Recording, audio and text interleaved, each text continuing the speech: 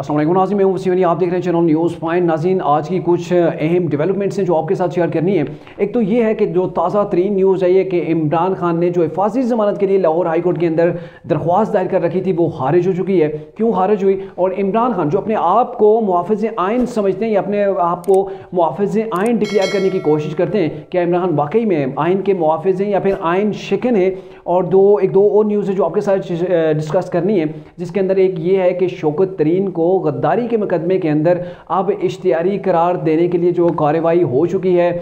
मरीम नवाज़ की आज जो है वो मुलाकात हुई थी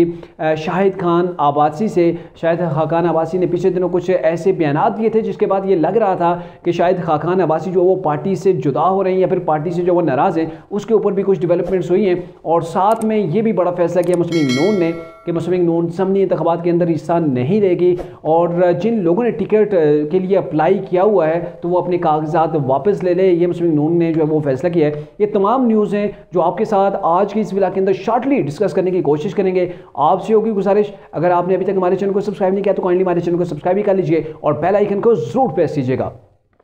नाज़रीन, वो इमरान खान जो अपने आप को मुहाफ़िज़ आइन कहता है और जब कोई उसे अपना फ़ायदा नज़र आता है तो फ़ौरन अदालतों के अंदर पहुंच जाता है और कहता है कि आइन और कानून की बालादस्ती होनी चाहिए। और ये कहता है कि पाकिस्तान के अंदर मैं सबसे बड़ी जिहाद कर रहा हूँ कि पाकिस्तान के अंदर गरीब और अमीर के लिए एक कानून होना चाहिए। लेकिन जब इम्प्लीमेंट का टाइम आता है तो इमरान खान इसके ऊपर खुद अमल करते हुए हमें नज़र नहीं आते हैं। जैसा कि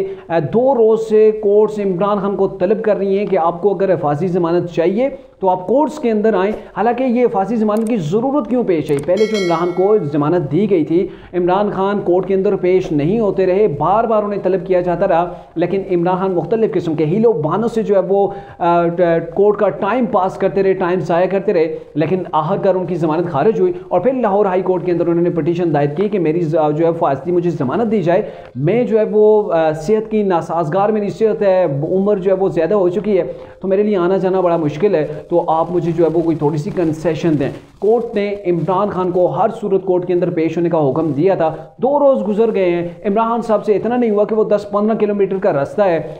मुख्तलिफ हर किस्म का जो है वो उन्हें सिक्योरिटी भी प्रोवाइड की जाने के दावे भी किए गए। उनको कहा गया कि अगर आपको एम्बुलेंस चाहिए एम्बुलेंस के अंदर भी आप आ सकते हैं, लेकिन इमरान खान ने कोर्ट के अंदर गवारा जाना नहीं किया, इसलिए क्योंकि इमरान खान अपने आप को पाकिस्तान के आइन और कानून से बालातर समझते हैं।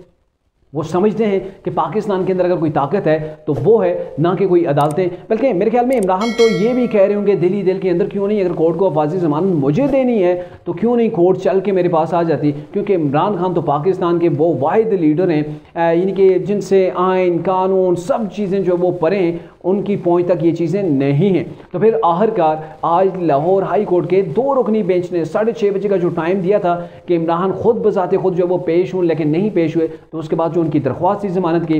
वो जो है वो खारिज कर दी गई है। अब इमरान खान के लिए क्या मुश्किलात हो सकती हैं? पहली तो बात यह है कि इमरान को गिरफ्तार किया जा सकता है और इसके हवाले से रोड मैप मुकम्मल गवर्नमेंट के पास मौजूद है, क्योंकि ये जो केस है जिसके अंदर उनकी ज़मानत जो है वो खारिज हुई थी, ये वो केस है कि इन्होंने इलेक्शन कमीशन के बाहर हल्लड़बाजी की थी, वहाँ पर एहतजाज किया था, तो वहाँ पे जो कुछ हुआ था उसके बाद जाके ये मुकदमा इलेक्शन कमीशन की जानिब से कराया गया था और उसके अंदर अब इमरान की ज़मानत जो है वो खारिज हो चुकी है। अब आने वाले दिनों के अंदर देखा जाएगा कि इमरान खान अब ज़मान पार्क के बाहर कितनी अपनी वो लोगों की तरीके से आपकी जो लेडीज़ हैं, जो जेंट्स हैं, उनकी जो उन्होंने फ़ौज जमा कर रखी है, क्या उन समेत खुद जो है वो जेल में जाके बैठेंगे? क्योंकि इमरान खान ये पहले से कहते आए हैं कि उन्होंने जेल भरो तहरीक चलानी है। अब जब उनको गिरफ्तार करने का मौका आया है, उनकी ज़मानत खारिज हुई है, तो ये दौड़े दौड़े लाहौर हाई कोर्ट के अंदर पहुंच गए हैं। देखें कितना बड़ा वो गैप है इमरान के दावे के अंदर। इमरान ने कहा था कि हम जेल के अंदर जाएंगे, लेकिन जेल के अंदर जाने के बजाय वो अपनी हिफाज़ती ज़मानत ढूंढ रहे हैं। वो तो मिन्नतें तरले कर रहे हैं किसी तरीके से हमें ज़मानत दी जाए, लेकिन बादशाह सलामत को ज़मानत अदालत के अंदर जाके नहीं लेनी, बल्कि अदालत इमरान के पास है और वहाँ जाके उन्हें गारंटी दे कि आपको कोई गिरफ्तार नहीं करेगा, आप जो मर्जी कर लें। लाडलेपन की भी एक हद होती है और कब तक आपका लाडलापन कोई जो है वो कंधों के ऊपर उठा के फिरेगा। इससे पहले जनरल बाजवा ने भी आपके लाडलेपन को उठाया था, लेकिन देखें आपने उसके साथ क्या किया। और अभी सदर आरिफ ओलवी को भी इमरान ने बुरी तरह से फंसा दिया है, उनका एक नया इम्तिहान शुरू कर दिया है और वो इम्तिहान ये है कि सदर आरिफ ओलवी को इमरान ने खत लिख दिया है। खाते में ये लिखा है कि जनरल बाजवा ने नैब को कंट्रोल करने रिकॉर्डिंग गुफ्तगू जो प्राइम मिनिस्टर की थी उसको रिकॉर्ड करने और शौकत तरीन के जो मुकदमात थे उनको ख़त्म करवाने की जो है वो एतराफ़ कर लिया है। अब इस एतराफ़ के ख़िलाफ़ एतराफ़ के बाद ये चीज़ वाज़े होती है कि उन्होंने अपने ओहद की जो है वो खिलाफ वर्जी की है, इसलिए आप सुप्रीम कमांडर ऑफ पाकिस्तान है, इसलिए आप इस सारी चीज़ों की इंक्वायरी करें। मतलब अब इमरान खान ये रिक्वेस्ट कर रहे हैं, ये चाह रहे हैं कि सदर आरफ ओलवी जो है ना, अब वो इमरान खान के कहने के ऊपर साबिक आर्मी चीफ का जो है वो इंक्वायरी करेगा। और मेरे ख्याल में ये तो एक जोक से ज़्यादा बात नहीं होगी, क्योंकि इतनी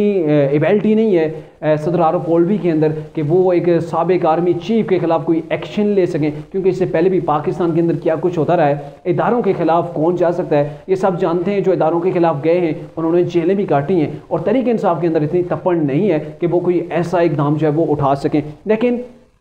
आरफ ओलवी को सदारत तो इमरान ने दी थी, लेकिन उसके बाद कितने बड़े बड़े उनसे इम्तिहान लिए गए ये आरफ ओलवी ही जानते हैं। मेरे ख्याल में वो भी पेशेमान होंगे कि मुझे इस सीट के ऊपर बैठा के वाकई में आपने तत्ते तवे के ऊपर बैठा दिया है, आप ऐसे ऐसे मुझसे फैसले चाहते हैं, ऐसे ऐसी जो है वो चीज़ें आप चाहते हैं कि जो अगर मैं करता हूँ तो भी मुझे वो मेरे लिए मुश्किल हो जाएगी, और अगर नहीं करता तो भी आपकी बातें सुनना पड़ेंगी। अब इमरान खान को समझाए कौन। खैर सदर आरफ ओलवी ऐसा कोई स्टेप उठाएंगे नहीं, और न ही वो उठाने जा रहे हैं, जहाँ तक ये आपको मैं पहले ही बता देता हूँ। लेकिन इसके बाद आपको एक दो और न्यूज़ हैं वो भी आपके साथ शेयर करते हैं कि वो ऑडियो लीक का जो मामला था शौकत तरीन का, जो पाकिस्तान को डिफ़ॉल्ट करने की उन्होंने साजिश की थी, उसके हवाले से अब उनके जो है वो वारंट तो जारी हो चुके हैं, और साथ में उन्हें अब इश्तिहारी करार दिया जाएगा। उसके लिए कार्रवाई जो है वो मुकम्मल शुरू हो चुकी है, और साथ में अगर उनके खिलाफ जब तहकीकात होती हैं, उन्हें गिरफ्तार किया जाता है, तो उसके बाद अगर वो ये कहते हैं कि मुझे ये सारी चीज़ें करने को इमरान खान ने कहा था, तो इमरान खान की भी गिरफ्तारी उसके केस के अंदर भी हो सकती है मुमकिन तौर पर भी,